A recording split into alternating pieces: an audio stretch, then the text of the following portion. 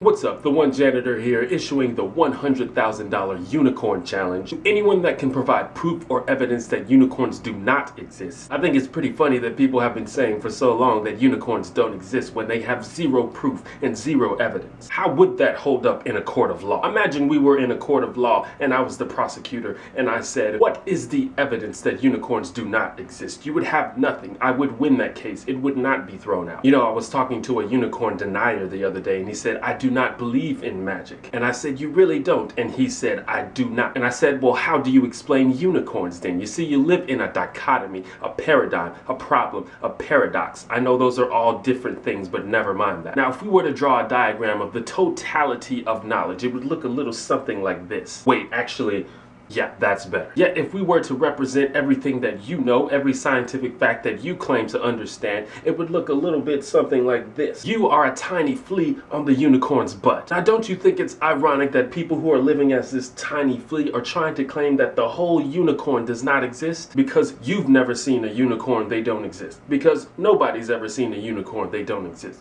Because there is no verifiable physical evidence of a unicorn, they don't exist. What kind of logic is that? Why would you not believe in a unicorn? If you have no proof that something is not true, then that thing is obviously true. Obviously. Let me ask you this. Have you ever seen a rhinoceros? Have you ever seen a narwhal? Have you ever experienced the miracle of a rainbow? You see, the worldview of the unicorn community accounts for the possibility and existence of those things. Therefore, the worldview of the unicorn community must be true. There is no other worldview that accounts for all those things. I haven't seen one, therefore it doesn't exist. Wait.